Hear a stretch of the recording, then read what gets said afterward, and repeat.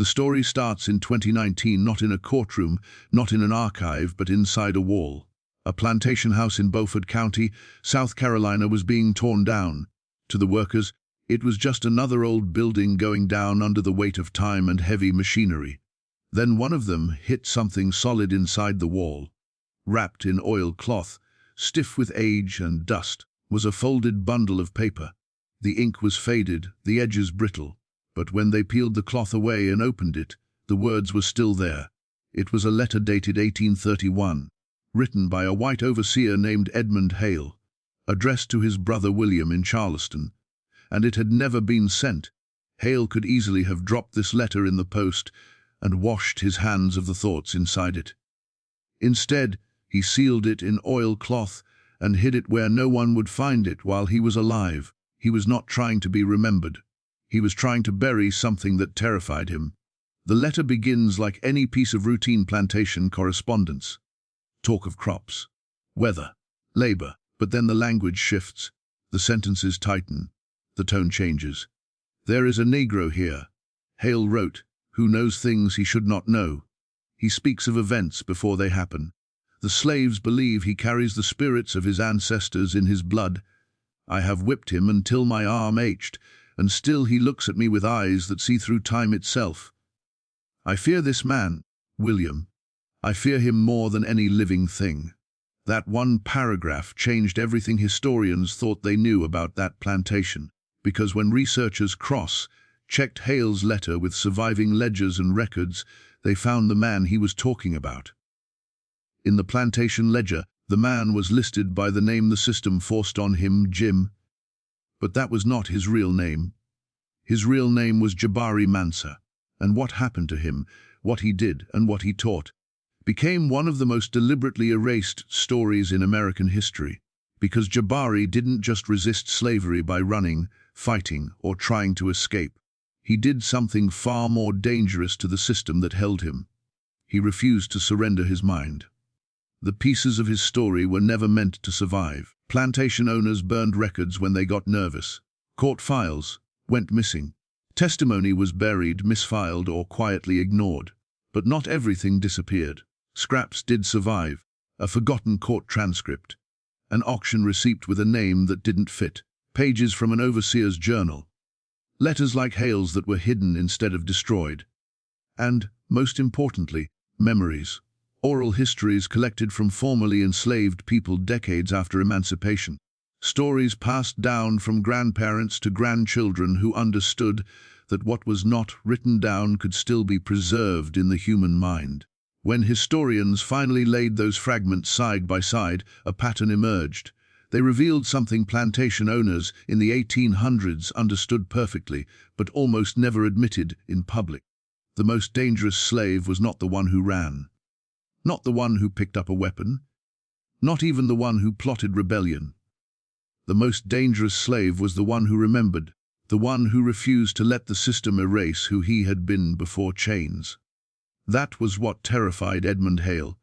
He was not writing about a man who was planning to burn the plantation. He was writing about a man who could not be broken, a man who carried something inside him that survived every lash.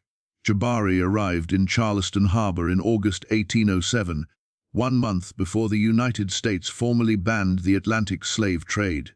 He came on a ship called the Henrietta Marie, a Portuguese vessel hiding under Spanish papers to dodge British patrols. According to the records, 312 African men, women, and children were forced onto that ship on the coast of what is now Senegal.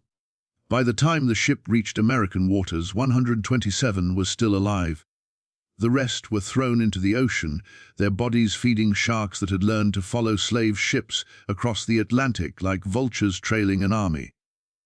But for this story, we are not starting in the ship's dark hold. We are not starting with chains and sickness.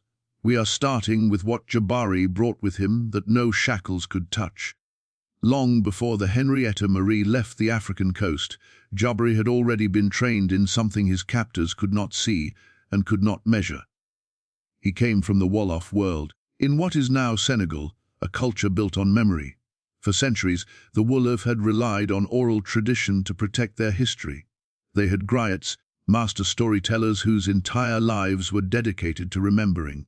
These men could recite the history of kingdoms, the genealogies of ruling families, major wars, alliances, betrayals, and wisdom texts passed down for generations. They were not entertainers. They were living libraries. Their knowledge could have filled shelves of books if anyone had written it down, but that was the point. They didn't. The Wolf knew that written documents could be burned, stolen, or twisted. A scroll can be seized. A book can be edited. A ledger can be altered. So they placed their most precious knowledge in the only archives no invader could ever fully control trained human minds. If you wanted to destroy their history, you had to kill every single person who remembered it, and even then, you had to be sure they hadn't already passed it on.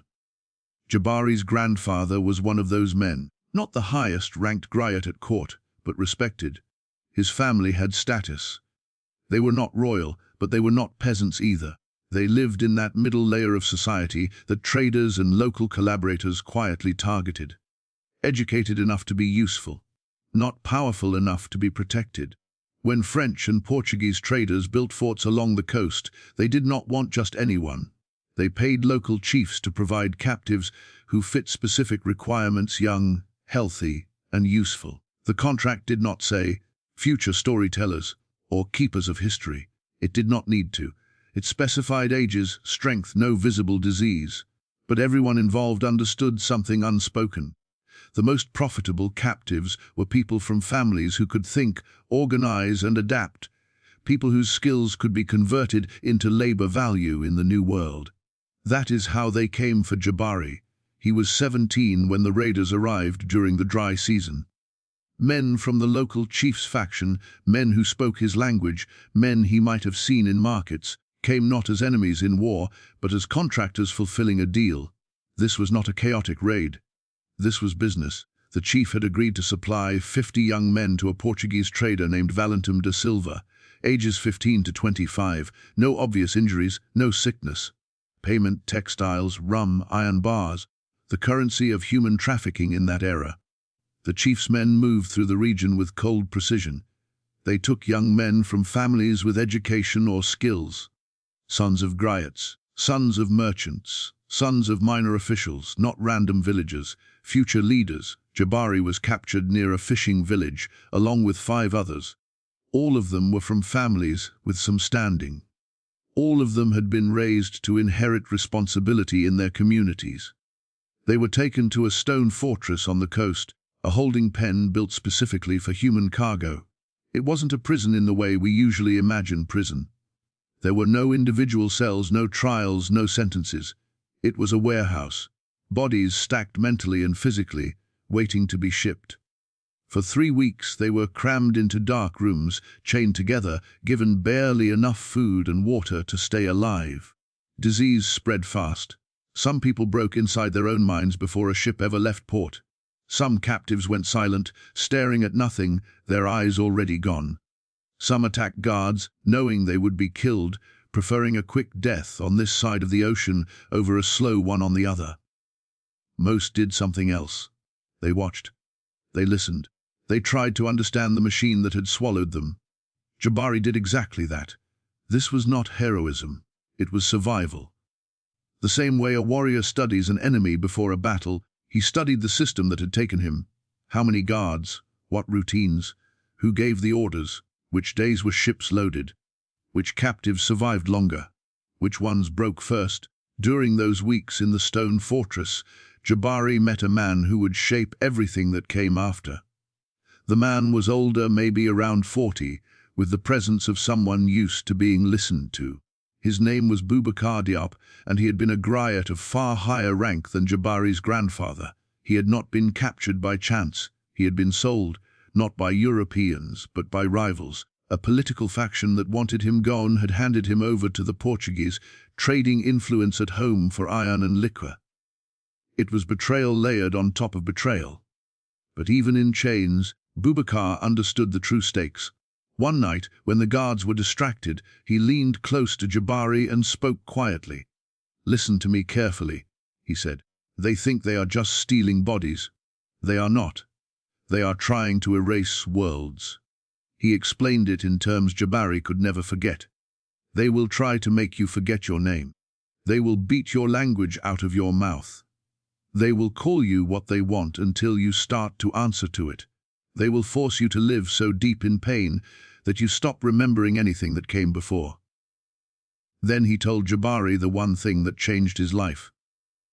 If you can keep your memories intact, they can never fully win. If you can protect who you were before they took you, your mind stays yours. And if enough of us do that, if enough of us remember and teach what we remember, then they can enslave us, but they cannot erase us. This was not a speech about hope or freedom. Boubacar did not promise rescue. He was teaching technique. The way a griot trains his mind to hold thousands of lines, Jabari would have to train his mind to hold everything about his own life that the system would try to wipe out. His real name, his family, the geography of his homeland, the bend in the river, the shape of the hills, the stories his grandfather told him by firelight, the faces of his parents, the taste of the food, the exact sound of dawn over the Senegal River. They will take your freedom, Boubacar said. They will take your body. But your mind remains your own until you surrender it. Never surrender it. Not to the whip. Not to the hunger. Not to despair. 3 days later, Boubacar was dead. The official cause, according to the fort's record, was dysentery. The other captives knew better. His body had simply stopped. He had seen too much, lost too much, and decided not to fight for breath anymore. But until the last moment, his mind was clear. As he lay dying on the stone floor, he made Jabari promise something very specific. "Remember everything," he said, "not just your story, mine." Then he recited his full lineage, going back 7 generations, names, places, rulers, dates. He poured the history of his family into Jabari's ears while his body failed. And Jabari did the only thing he could do. He memorized every line. When the Henrietta Marie finally set sail with 312 chained Africans in its hold, its captain had no idea that one of those men was carrying more than a body. Inside Jabari's mind now lived the genealogy of 2 Wolof families, oral histories of kingdoms, the techniques of memory preservation, and a new, sharpened understanding. They were trying to erase his people. He was going to make sure they failed. In the dark, airless hold of that ship, over 11 weeks of horror, Jabari began to turn that understanding into a weapon. But that is where we stop for now. Because before we talk about what he did on American soil, how he turned memory into organized resistance, how his teachings would one day drive white men insane, and how his methods would be powerful enough to be outlawed by name, we have to go into that darkness with him. Into the middle passage, into the place where most minds broke, and into the space where Jabari learned to keep his from breaking. Before we continue, you must understand something with absolute clarity. The middle passage did not simply transport bodies across an ocean. It was designed to crush minds. And yet, in that darkness, Jabari's resistance, quiet, invisible, impossible to measure, began to form its first shape. The Henrietta Marie left the African coast with 312 captives chained below deck. Men, women, children, people with names, families, stories, skills, lives, all forced into a space built to erase every piece of who they were.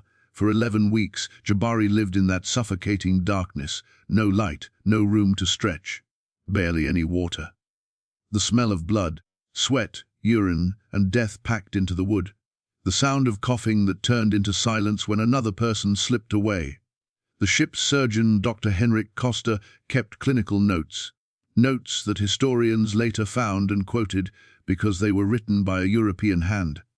But his detached lines never mentioned the screaming, the despair, the way the human mind bends when it has nowhere to escape. Day 23, 5 Negroes died overnight.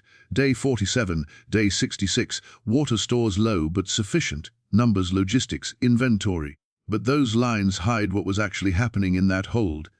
People were losing themselves, changing in front of each other, breaking, disappearing inside their own minds. Some captives refused food and let themselves drift into death. Some cursed the guards until they were beaten silent. Some stared for days at nothing, their eyes hollow, already gone though their bodies remained. But not Jabari, and not because he was stronger. He wasn't. His teenage body was deteriorating just like everyone else's. But his mind had been trained. Trained by a dying griot who taught him that memory must survive even when the body cannot. Trained by a culture that understood something long before the ships came. Knowledge carried in the mind cannot be seized. So while others screamed or prayed or fell into silence, Jabari did something the guards never noticed. He worked. Not with his hands, those were chained, with his mind. He began reciting everything he knew, every family name, every story, every detail of his homeland, every line of Boubacar's lineage. He whispered it to himself so softly the guards assumed he was slipping into madness. But this was not madness. This was discipline. When he finished reciting what he already knew, he began memorizing new things, the rhythm of the ship's movement, the voices of the guards, the faces of the captives around him, patterns in when people were fed, when they were beaten, when someone disappeared. Every detail became part of his inner library. One night, a woman chained near him asked why he never stopped whispering. Her voice was weak. She had been sick for days. "My name is Aminata," she said. "What are you saying?"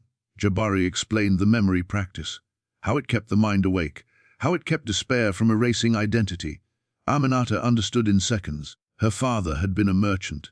She knew the discipline of mental calculation, so she began her own recitations, trade routes, weights and prices, names of ships, ledgers she had once memorized as a girl helping her father. Soon she and Jabari whispered to each other. She taught him what she knew. He taught her what he carried. If one of them died, the other would still hold both sets of memories. Without speaking it aloud, they were creating a resistance archive, a living database, a chain of memory that stretched from Africa into the hold of that ship. Others noticed, others listened, others quietly joined. In that suffocating darkness, something unspeakably rare happened. A small network of enslaved people decided they would not let themselves be mentally destroyed. They were going to survive, not just in body, but in identity. When the Henrietta Marie finally reached Charleston Harbor in August 1807, Jabari was nearly gone. He was so weak the surgeon marked him as possibly unfit for sail. But after 3 days of forced feeding and walking on deck, he recovered just enough to be lined up at the auction. In the ledger, he became what the system needed him to be, Negro Jim, age 17, purchased for $720 by Marcus Whitfield. But that ledger did not show what he actually carried. No overseer could see the invisible archive in his mind, 2 Wolof genealogies, the oral history of his people, the memory discipline of a griot, the teachings of Boubacar Diop, the will to preserve identity at any cost. Slavery believed it had acquired another body. It had no idea it had also acquired a weapon. And on Whitfield's plantation, that weapon was going to awaken. Because the moment Jabari stepped onto American soil, he began preparing for something that had never been recorded in official plantation history, the creation of a mental resistance network, a cultural underground, a hidden army made not of weapons, but of memory. And soon, the overseer assigned to break him, Thomas Brennan, would discover that this African boy was unlike any person he had ever beaten. When Jabari stepped onto the Whitfield plantation, he entered a world built on one principle: break the mind, and the body will follow. Every part of plantation life was engineered for psychological destruction, isolation, humiliation, violence without warning, the stripping of names and language. But the overseer, Thomas Brennan, believed something else, something even darker. A slave must accept his inferiority not just in practice, but in belief. And that was exactly where his methods would fail. Because on his 3rd day in America, Jabari revealed the one thing Brennan was not prepared to face: a slave who refused to believe he was a slave. The rice fields stretched across the marshlands like a green ocean. The air was thick with insects and humidity. The work was brutal, back-breaking planting, feet sinking into flooded muck that swarmed with snakes and disease. Brennan stood at the edge of the field with a wooden rod in his hand. His job was simple: make the Africans obey. Make them understand fear. Make them submit. The newly arrived captives did not speak English. Brennan did not speak Wolof or Mandinka or Fulani, so he communicated through blows. He demonstrated the planting motion once, Then he shoved a terrified man into the water and beat him until he mimicked the motion. One by one, he did this to every captive. Terror was the lesson. Pain was the language. Then he reached Jabari. Jabari stepped forward, watching every detail of what Brennan had done. Not with fear, not with confusion, but with precise observation, the same focus he had used to survive the Middle Passage. And when Brennan pointed to the seedlings, Jabari performed the motion flawlessly, not with hesitation, not with trembling, but with sharp, deliberate accuracy. That should have pleased Brennan. Instead, it unsettled him. "You watching me, boy?" Brennan muttered, though Jabari did not yet know the words. "You think you're smart?" Jabari did not look away. He met Brennan's eyes directly, calmly. This was not defiance in the loud sense. It was defiance in the most dangerous sense, dignity. A slave was supposed to lower his gaze, drop his shoulders, signal submission. Jabari did none of that.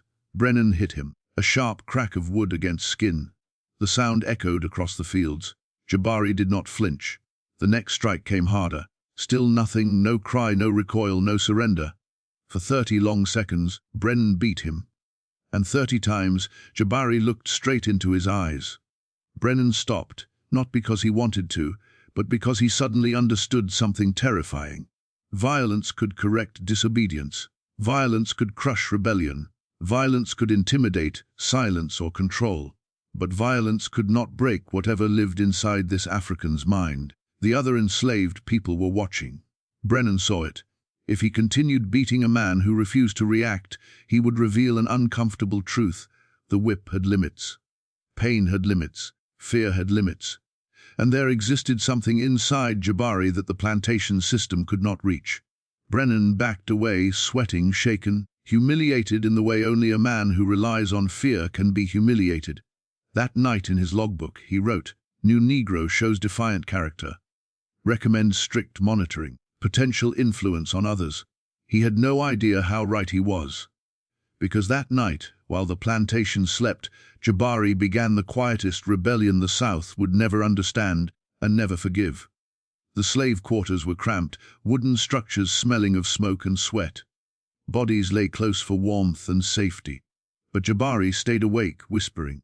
He spoke in Wolof to the African-born captives who still remembered fragments of home. He told them what Boubacar had told him in the fortress.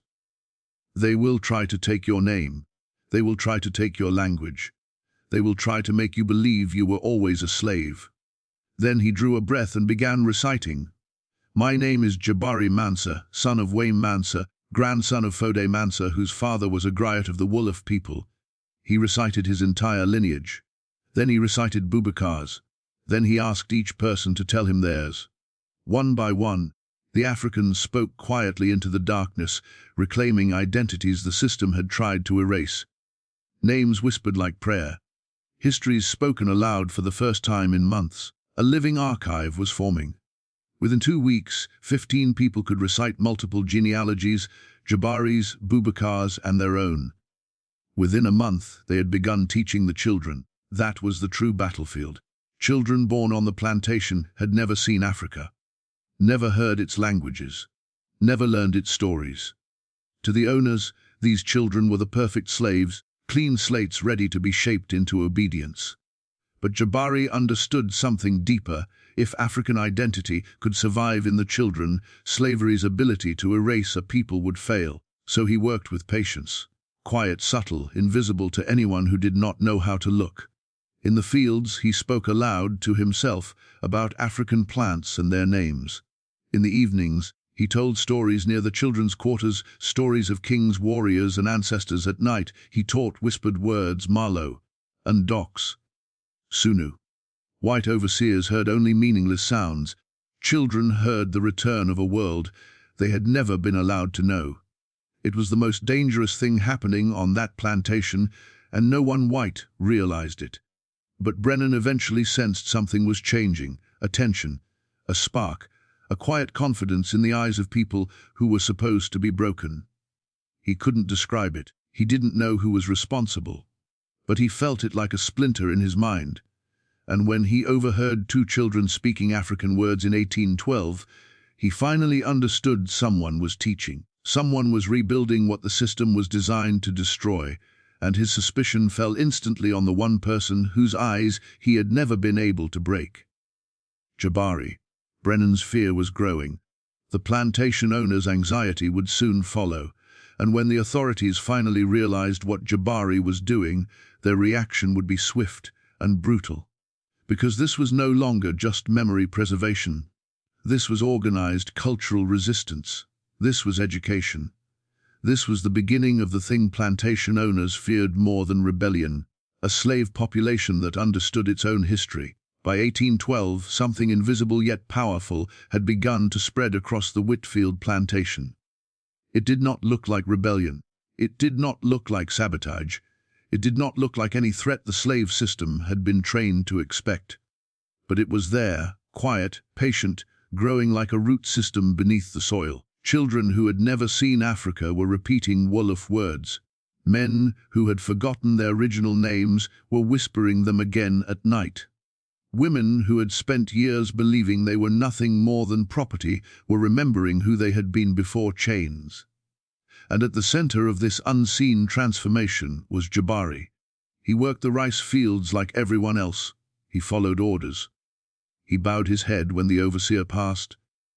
He did nothing that looked like leadership, but in the places where white eyes did not look, during water breaks, in the shade of a tree, in the silence of night, he taught.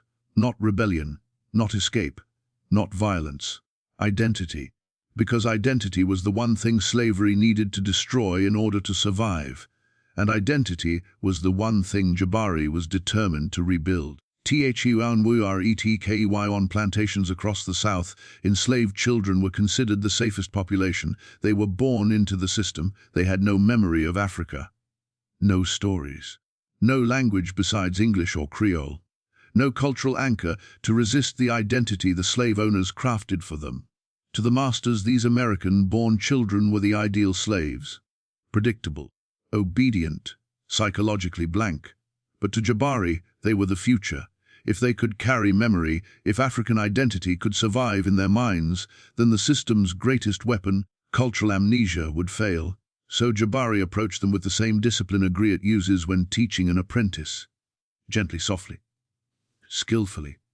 Never in a way that drew suspicion. He would be bent over in the fields beside a boy of 9 or 10 and say, almost absently, "In my homeland, we called this plant mallow. Did you know it feeds whole villages there?" The child would look up curious. "No, sir, what's mallow?"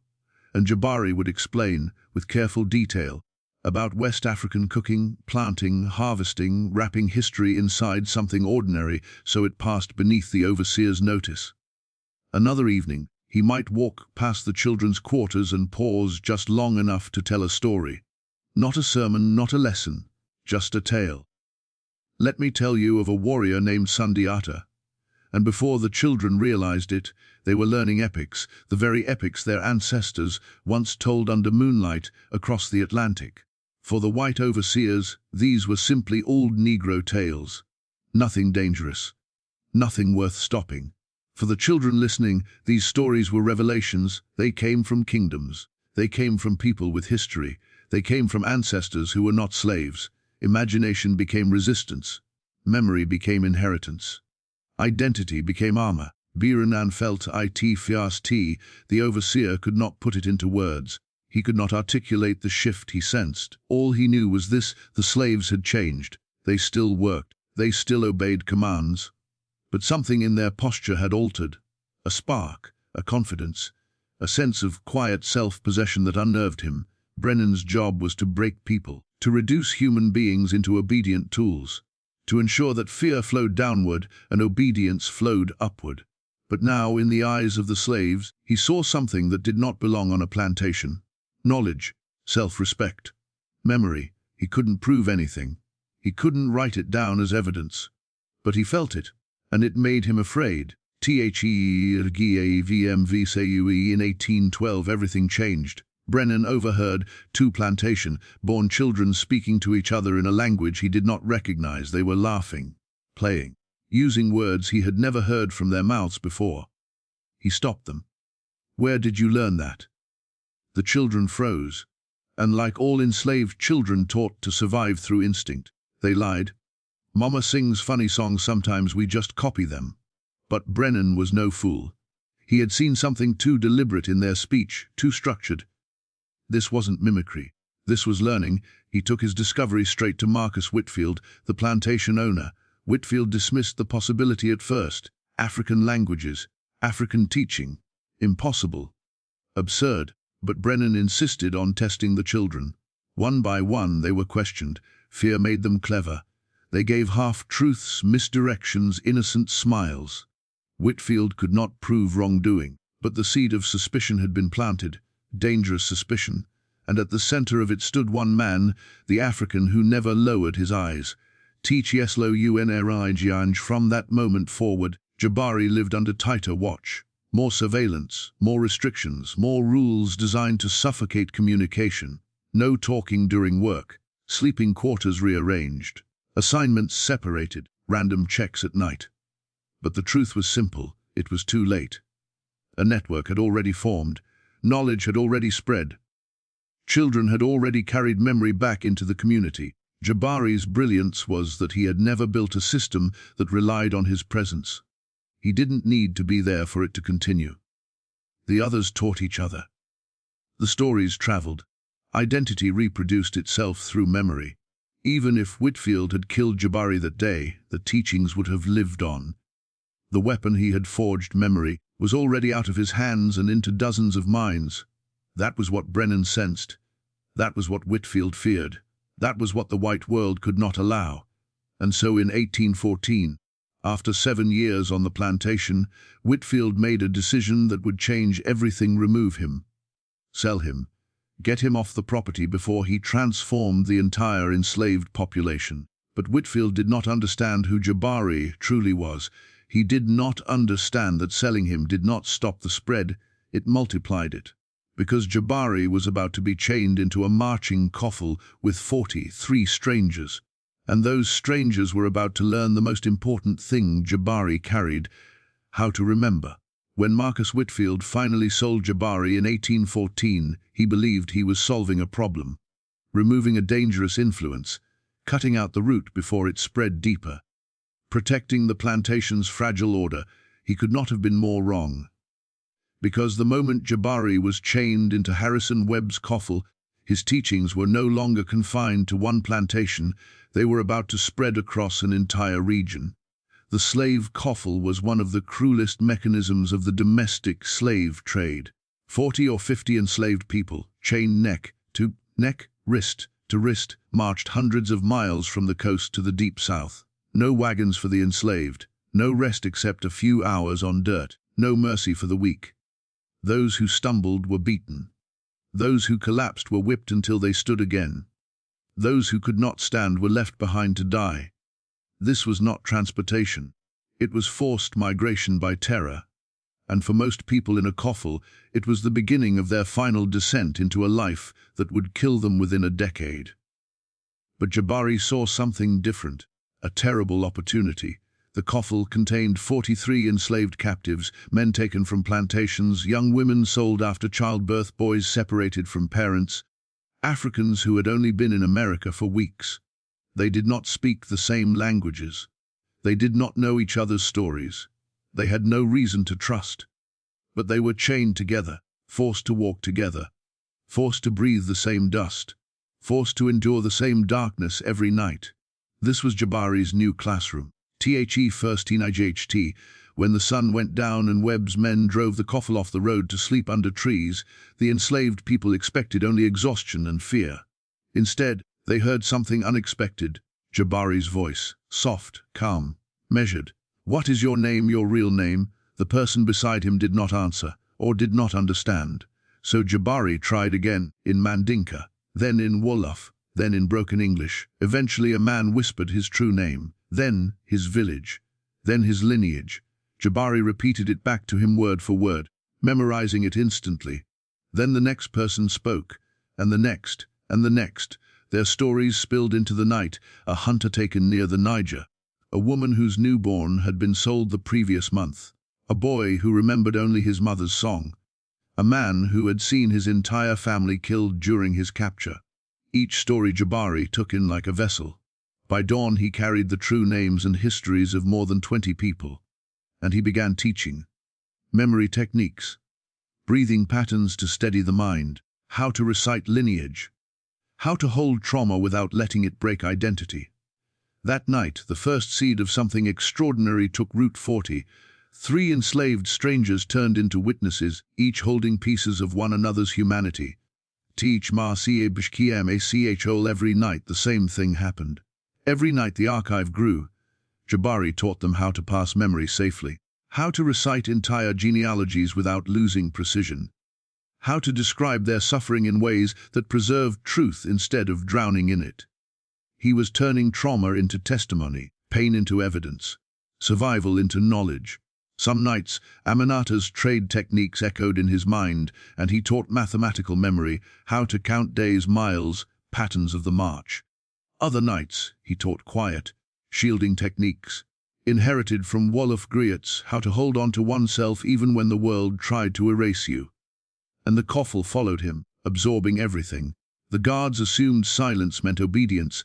They never realized silence was actually structure, organization, curriculum. One night Jabari noticed a young woman whose shoulders shook silently from dusk until dawn. She barely spoke, would not eat, walked like someone already halfway gone.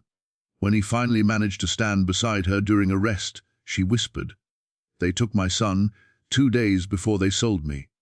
Her grief was shattering, the kind that unravels the mind. Jabari did not try to comfort her with false hope. He did not speak of fate or divine plans. Instead, he taught her something Boubacar had taught him: the story of your son, recite it, so he stays alive in memory even if he is not in your arms. She did, haltingly at first. Then with clearer detail, the sound of his laugh, the way he held her finger when he slept, the birthmark on his cheek. When she finished, Jabari repeated it back to her word for word. And she wept again, but this time the tears were different. She was no longer carrying her son alone. Someone else now knew him. Someone else would remember. Slavery could separate bodies. It could not always separate memory. There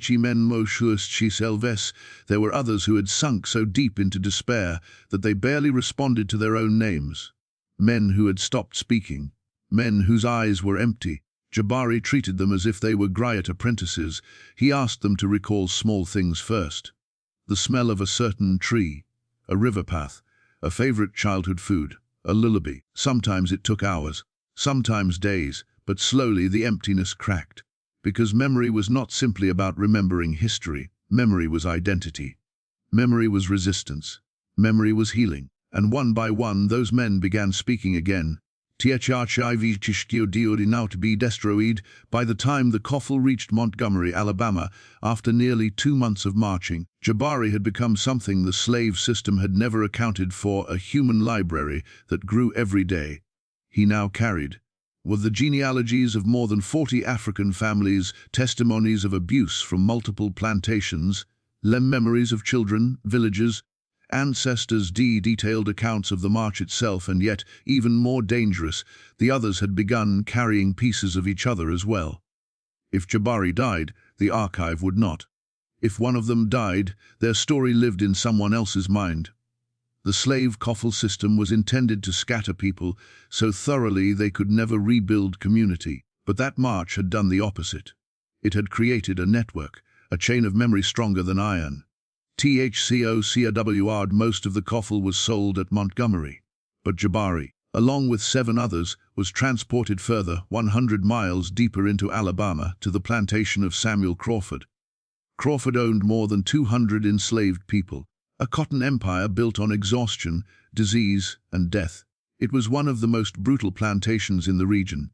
But Jabari was not arriving empty. He arrived with a network. He arrived with a mission. He arrived with knowledge the slave system had no tools to counter. And within days, something would happen that would set the stage for the next evolution of his resistance. Something that would make Crawford realize that this African was unlike any man who had ever walked onto his property. In the Alabama heat, in those cotton fields, Jabari was about to become more dangerous than ever. When Jabari arrived at Samuel Crawford's plantation in Alabama, he was stepping onto land built entirely on suffering. Rice was brutal, but cotton was a slow execution. Crawford's fields stretched for miles, a white ocean in the summer heat. 200 enslaved people worked them from before sunrise until their bodies collapsed. Children picked until their fingers bled raw. Women carried loads that destroyed their backs. Men worked until their lungs filled with cotton dust and infections slowly killed them. But the physical cruelty was only half the system. The other half was psychological, and the architect of that cruelty was the overseer Jacob Reeves. Reeves mas notamen aswasa swiastm. Reeves believed that a slave should never feel safe. Not for 1 hour, not for 1 minute. Fear was his science, terror was his discipline. Pain was his management philosophy. He kept journals, pages upon pages of cold observations, not emotions, not regrets, just calculations, output, punishment, obedience, curves, labor, degradation. He analyzed broken bodies the way a butcher studies cuts of meat. The plantation's death rate was high. Its fear rate was higher, and Jabari was about to step directly into Reeves's field of vision. The Moamono fell on Jabari's 5th day at Crawford's plantation. The temperature soared past 100 degrees. In the middle of the cotton rows, a young woman named Sarah collapsed. Not a faint, not a stumble. A full collapse, her body shutting down, her breathing shallow, her skin hot as fire. Reeves walked toward her, not with concern, but with irritation. To him, a fallen slave was not a human in danger, it was a worker failing to produce. He didn't kneel. He didn't check her pulse. He didn't even speak to her. He ordered 2 men to drag her from the row, and then he raised the whip. This was the lesson he always taught. Pain is how you teach a slave she is not allowed to fall. He struck her once, twice, a 3rd time, and then a voice cut through the field like a blade through cloth. She needs water and shade. If you continue, she will die within the hour. It was Jabari, speaking in clear, practiced English. The field froze. The other enslaved people stared in horror. They knew what happened to anyone who contradicted Reeves, especially a newly arrived African. Reeves turned slowly, the whip hanging from his hand. "What did you say?" Jabari did not look away, did not bow, did not stammer. "She will die," he repeated. "I have seen this illness before. Heat takes the blood first, then the breath. Water, shade, rest, or you lose property." That last sentence was strategic. Jabari had learned how white men listened. Appeal to humanity and they ignore you. Appeal to profit and they suddenly hear you. Reeves stared at him, struggling to understand the defiance. New Africans didn't speak English like that. New Africans didn't contradict overseers. New Africans didn't know things. He didn't see a slave. He saw something else, something unnerving, something useful. "You know medicine?" Reeves asked. Jabari paused. He was not a doctor, but he was a griot's grandson. And in West Africa, griots learned more than stories. They learned the rhythms of the body, the patterns of sickness, the knowledge of survival. "I know what heat does," Jabari said, "and I know how to stop it." For the first time in years, Reeves hesitated. Killing a slave by mistake cost money. Crawford valued profit more than cruelty. So Reeves lowered the whip. "Give her water," he ordered. "Move her to shade. We'll see if he's right." Sarah lived, and that changed everything. An NEWRAL over the next days, Reeves began calling Jabari out of the rows whenever someone grew ill. "What do you think? Is she faking? Will he survive? What's the remedy?" Jabari wasn't treated with respect, never that. But he was given something rare on a plantation access. He moved through the quarters. He spoke to the sick. He tended to wounds. He observed injuries from punishments. He listened to stories whispered in agony. And with every person he helped, his archive grew. Crawford began taking notice. A slave who could keep others alive was valuable. Replacing a dead slave cost hundreds of dollars. If this African could reduce death, he was an asset. So Jabari gained something else that no one intended: freedom of movement. Not literal freedom, but movement within the enslaved community, enough to speak to people privately, enough to listen, enough to teach. A healer was allowed to ask questions. A healer was allowed to enter homes at night. A healer was allowed to hear truths others hid, and Jabari used every one of these opportunities with precision.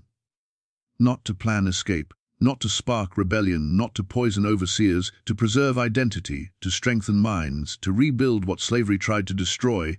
Within 6 months, Jabari had created a new circle of memory preservers on Crawford's plantation. Not 15 this time, nearly 50, men and women who could recite their African names again, children who learned fragments of forgotten languages, mothers who taught their children genealogy, families who whispered histories after nightfall.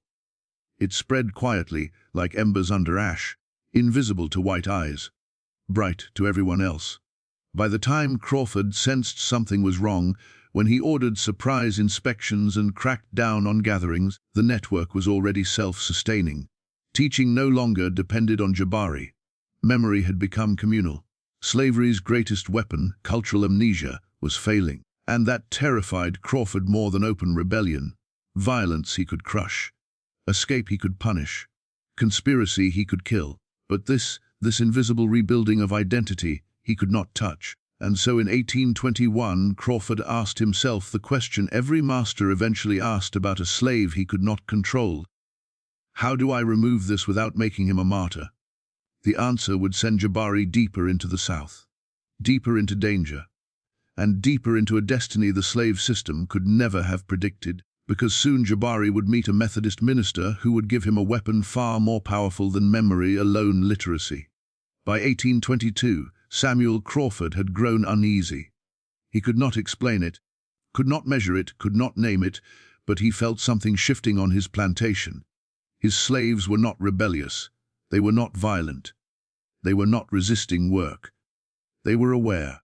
They carried themselves with too much quiet dignity. They whispered too much. They knew too much. And Crawford, like all men who rely on control, feared anything he could not understand. So when a Methodist minister named Reverend Thomas Whitmore rode up to Crawford's plantation offering religious instruction for the Negroes, Crawford welcomed him, not because he cared about their salvation, but because he believed Christianity would pacify them. He did not know he had just opened the door to Jabari's next evolution. Reverend Whitmore was a strange man, a devout believer in slavery, yet convinced that enslaved souls deserved scripture. He traveled from plantation to plantation teaching Bible verses, hymns, obedience, submission, and, most dangerously, reading. To the preacher, literacy was a path to salvation. To slavery, literacy was a threat. When he asked Crawford for permission to teach reading to a small group of slaves, Crawford agreed. A literate slave was a contradiction. A spiritual slave was convenient. He thought he was handing the enslaved a Bible. He was actually handing them a blade. And the first man Jabari learned to wield that blade was himself. The way Jabari approached literacy stunned Reverend Whitmore. Most enslaved adults struggled at first. Letters were foreign symbols, unnatural shapes. But Jabari absorbed them like someone recognizing pieces of a puzzle he had always known. He learned letter by letter, then word by word, then sentence by sentence. Within months he was reading passages of scripture aloud with a fluency that made Whitmore beam with pride. But Jabari was not reading for salvation. He was reading for liberation. Not physical liberation yet, but mental, cultural, generational. Reading opened a door no overseer could lock. It was access to information, access to ideas, access to documentation. Slaves were not supposed to know the world existed beyond the plantation fence. Slaves were not supposed to learn the stories slave owners didn't tell.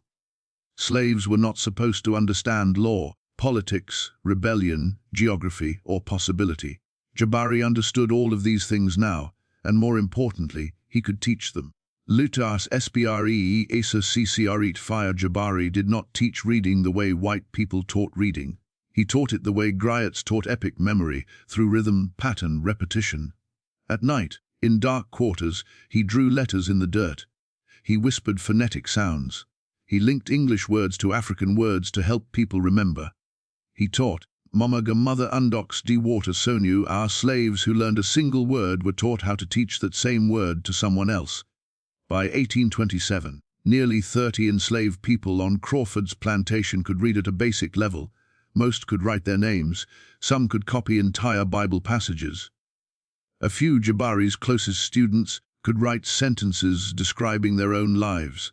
This was unthinkable, illegal, revolutionary, and all of it was happening right under the master's nose. Titi rooted in cool destro ysy stem. Then Jabari did something unprecedented, something no plantation owner had imagined possible. He began turning memory into written record, but not on paper that white overseers could seize, not in books that could be burned, not in journals that could be confiscated. He wrote on the inside walls of slave cabins, then erased it before sunrise. He wrote behind storage crates in charcoal, where only the enslaved went. He wrote under floorboards in places overseers never thought to check. A distributed archive, a written network, a record of slavery kept in fragments, scattered across the plantation like pieces of a map. And what he wrote was explosive. The names of enslaved families torn apart, the dates of whippings and punishments, the names of overseers who committed rape, births and deaths that owners never recorded, the testimony of horror no ledger ever included was building evidence. Evidence that one day, if found, could put slave owners on trial. He wasn't just preserving memory now, he was documenting crimes. And then, in 1831, something happened that shook the South to its core. When Nat Turner's uprising in Virginia left 60 white people dead, every plantation owner in the South entered a state of panic. To them, it was proof that the slaves could organize as slaves, could communicate, the slaves could strategize as slaves, could plan. They responded with terror laws. Banning gatherings, banning movement, banning reading, banning writing. Reverend Whitmore's literacy classes were abolished overnight. Any slave seen with a book could be whipped, maimed, or killed. And on Crawford's plantation, a new decree was passed: search every slave cabin, search every storage room, search every hiding place. It did not take long. A white overseer found writing, charcoal markings on the inside of a shed wall, names, dates, descriptions of punishments, not vague complaints, specific documentation. Too specific. Crawford launched an investigation. Dozens of slaves were tortured for information. Several died without confessing, because they were protecting the one man at the center of it, Jabari. But eventually the pattern was clear. The writing was too intelligent, the phrasing too precise, the English too advanced. So Crawford summoned Jabari and began to question him. What happened next was so shocking that the court transcribed his exact words. "I wrote nothing, but I remember everything." Then he recited years of plantation abuses, names, dates, witnesses, suffering. He became a living indictment, a walking archive, a human ledger of crimes that could destroy an entire slaveholding estate. And Crawford realized something chilling. Killing Jabari would not kill the knowledge. He had already taught too many. So Crawford did what frightened men always do. He sold Jabari again and again, trying to outrun the threat, trying to scatter the knowledge, trying to break a man who refused to break. But every time they moved him, he taught more people. Every time they sold him, the network grew. Every time they tried to silence him, the truth spread wider. And soon Jabari would arrive at the plantation where the most extraordinary, terrifying chapter of his life would begin. Where 12 enslaved people would meet him in the woods. Where 2 white men would lose their minds. And where the state of South Carolina would write a law written because of him.